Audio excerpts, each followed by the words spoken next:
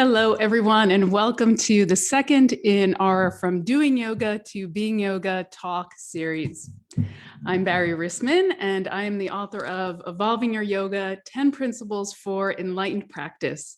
And in this series, I'm talking about what it means to bring your yoga off the mat and into your life, and how to do it in ways that feel really authentic and meaningful for you, and that add more joy and purpose to your yoga practice itself, and that help you bring that joy and sense of purpose into your everyday life. So I'm excited to speak to you today about what is an advanced yoga practice and how our yoga can evolve and deepen over time.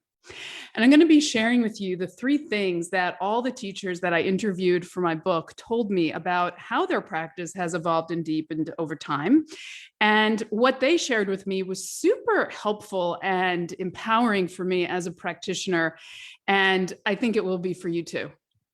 So, how does yoga evolve and deepen over time?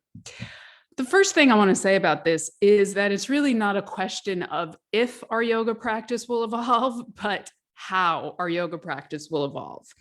As our needs change, as our lives change, as our bodies change, I believe our yoga can and should adapt to our needs.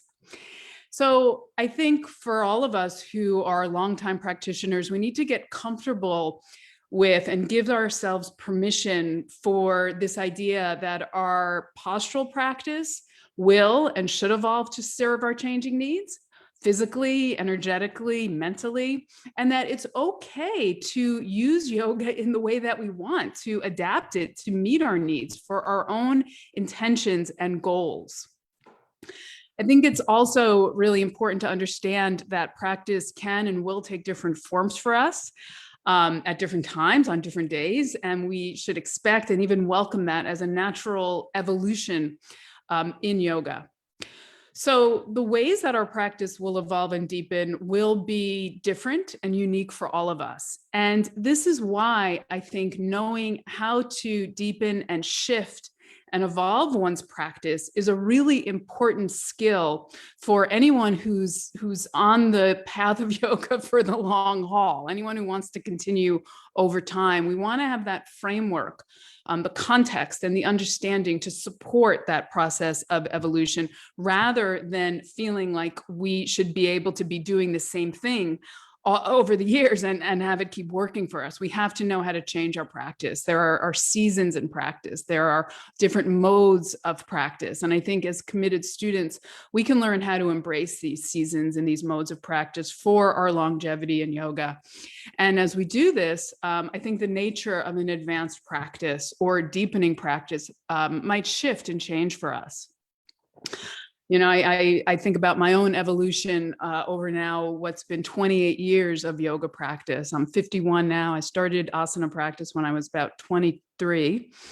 And, you know, over the years, there were times where I could practice up to 2 hours a day, 6 days a week, you know, when I was a new mother and my practice was, you know, whatever I could do with my daughter laying, as long as she would be still on the mat or napping.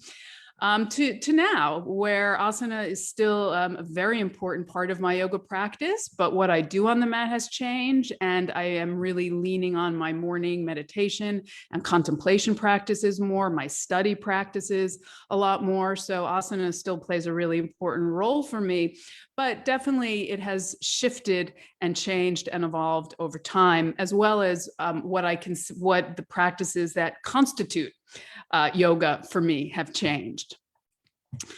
So I want to first address postural practice and how I think postural practice evolves and deepens over time. So it's a great question to ask. What is an advanced posture, right? What is an advanced postural practice? Is it, as my colleague Doug Keller told me when I interviewed him for my book, he says, is an advanced posture is an advanced practice doing postures that other people can't do?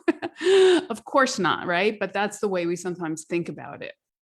So I want to say very clearly and plainly that I believe that becoming more advanced in your postural practice is not necessarily about doing more yoga.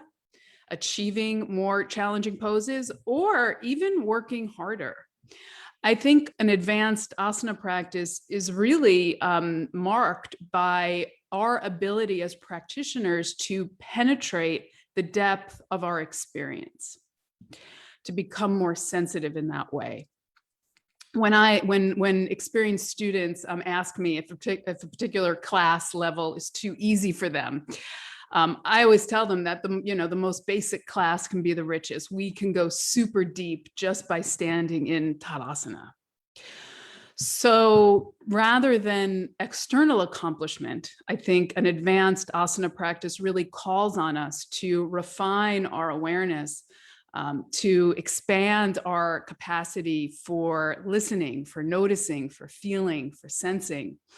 And when we're able to harness the power of all our senses, as well as our intellect, to awaken an ever deeper awareness of our experience in asana, that's when we really get to move into what an advanced practice is. And we get to mine the profundity of what we're doing in asana. Over the years, I've witnessed a lot of really wild asana demonstrations, right? People holding advanced arm balances for a long time, marathon timings of headstand, legs wrapped behind the head, hip openers, all of that. And yet, the pose that sticks out for me as the most advanced yoga pose I've ever seen was, in a lot of ways, pretty ordinary. It was shoulder stand. And it was back in 2000, I spent a month studying at the Iyengar Institute in Pune, India.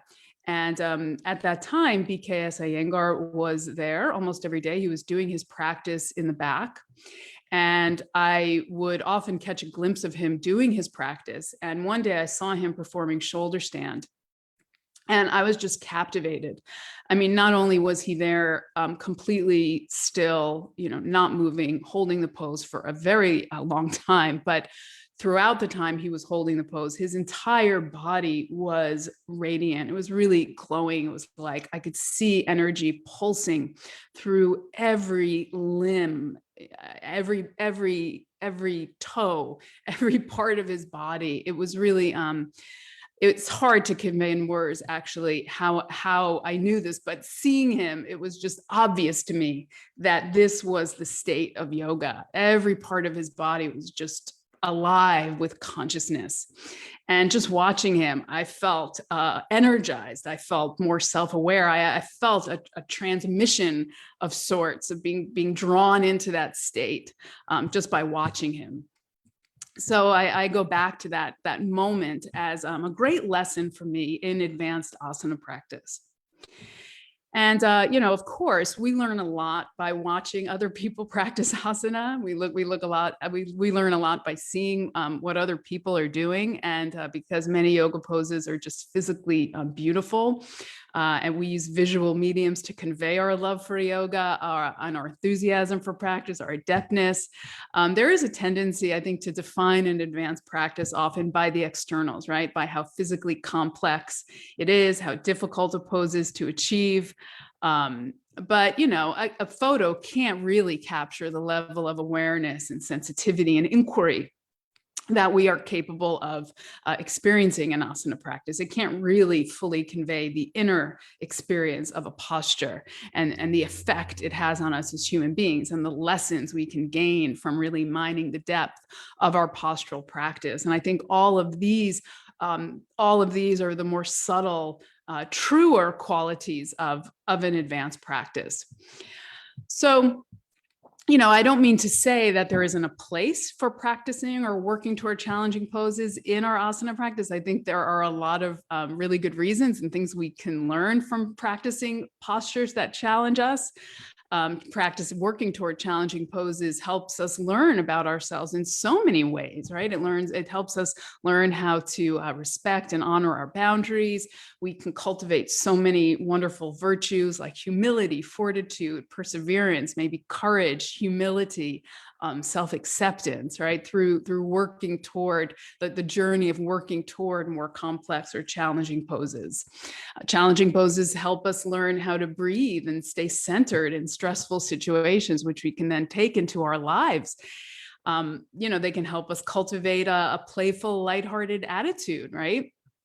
And they can help us develop one-pointed focus. I mean, when you work toward a complex pose, it really reins in the mind, and it helps us develop a mental focus that serves us in our lives. And, they can really help keep our practice interesting. There's really a lot challenging poses can offer us. And way, this is really, I think, where philosophy comes in. One of the places where philosophy comes in, because if we're able to practice challenging poses with the right mindset, attention, and approach, I think this is really where we get the most benefit out of them, and where we are able to catch ourselves if we fall into achievement, right? So this is, I think, one of the reasons we need to learn, if we want to deepen our practice, if we want to progress along the path of yoga, we cannot help but take the bigger context of yoga philosophy and the approaches to practice that yoga philosophy offers us as we work toward deeper poses. So the philosophy, the context that we do asana practice in is what makes it yoga, right? Like what makes a physical movement not exercise and yoga, right? It's the context and the understanding and the intention that we do it with.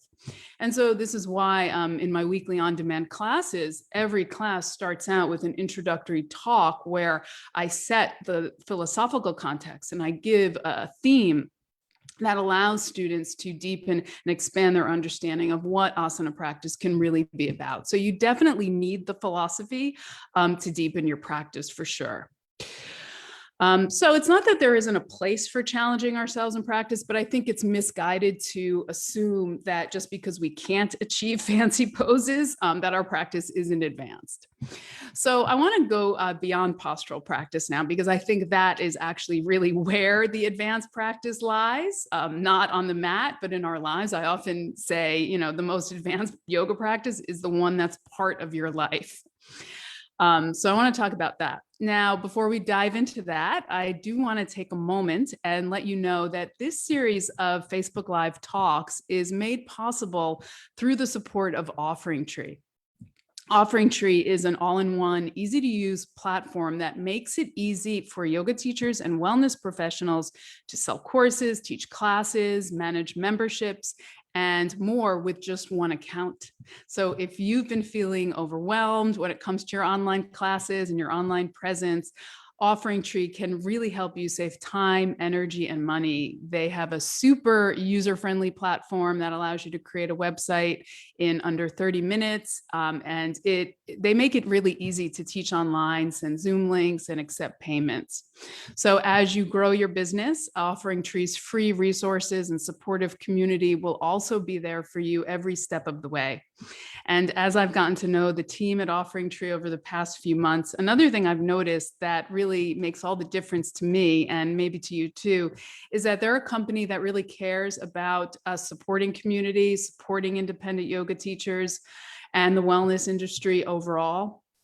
So if you're looking to build your online offerings, you'll definitely want to check Offering Tree out. You can use the link that I'm going to put in the comments at the end of this video to get 50% off the first 3 months or 15% off an annual plan with them.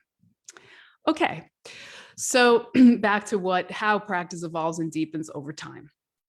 As part of the research for Evolving Your Yoga, I interviewed 25 longtime teachers to hear about their own experience of how their practice has evolved over time. And one of the questions I asked was just that, to tell me how their practice has evolved and deepened over time.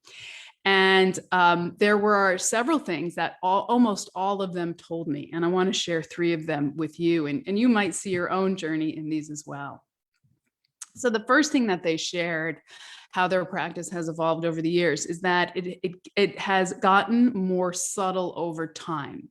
That over time, they have become less interested in the physical practice and more interested in the subtle practices. So asana still plays a role, but breath work, meditation, the more internal practices hold a lot more interest and juice for them.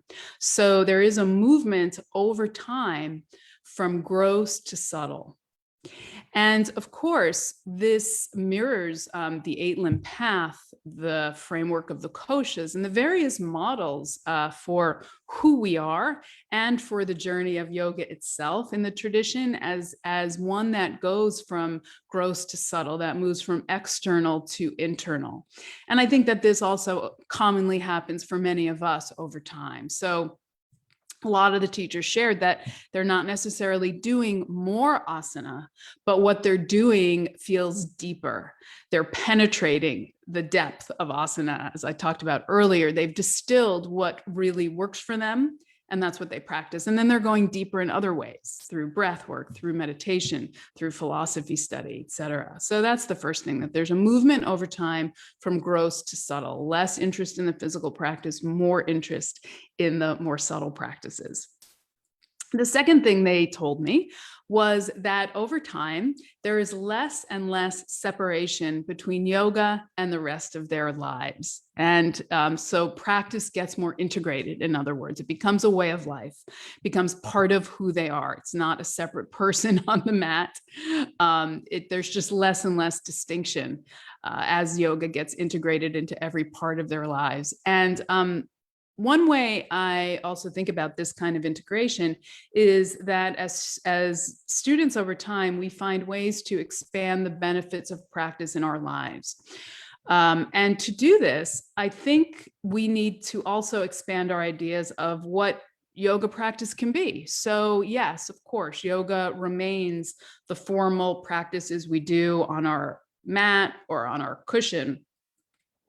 But we can also consider, a moment of simply observing nature and being aware of our breathing and pausing in the flow of our day, right? As part of our practice, or being present, giving real open-hearted support to someone in our lives who needs it, right? Or breathing through a challenging conversation instead of reacting. Right, all those, or even preparing a meal while being fully aware of how blessed we are for the abundance in our lives, right? So recognizing the abundance and what we have in our lives, and being grateful for that can actually be a practice of yoga. I think all of these things, nature, presence, gratitude, are ways to bring the spirit of yoga into our lives that expand our notion and the benefits of practice beyond what we're doing in the formal practices. So again, the formal practices remain the fuel, I think, the engine of our practice, and they are what allows us to infuse the other 23 hours of our day with the spirit of yoga. I think our practice should inspire us and empower us to find ways to bring yoga into our lives and continue to feel like we're connected to yoga and that we're connected to our practice, even when we can't spend, an extended period of time on our mats, right? So for me, over time, my asana practice has definitely evolved from being less, it's now less pose driven and more about maintaining my well-being. I'm definitely doing what I know works for me to support feeling good in my body, to what situates me in my heart, and really just on a daily basis, what equips me to meet the challenges of my life. So that's the second thing, that over time practice becomes more integrated into every other part of our lives.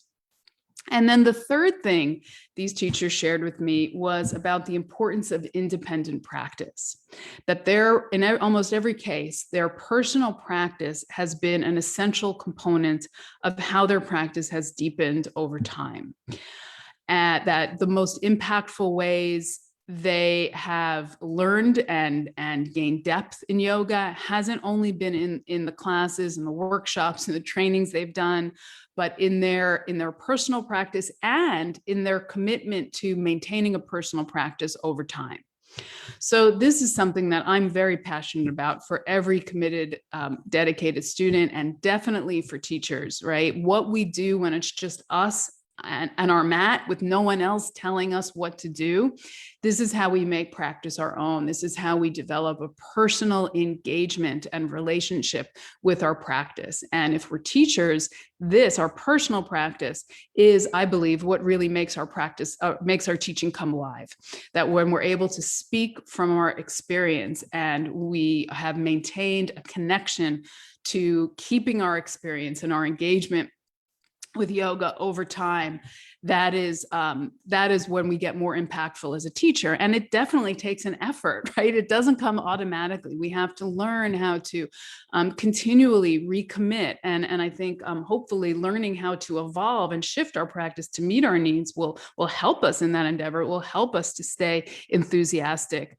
But really, personal practice, independent practice, what you do when it's just you alone on your mat is really, I think, essential for an essential component of an advanced and deepening practice.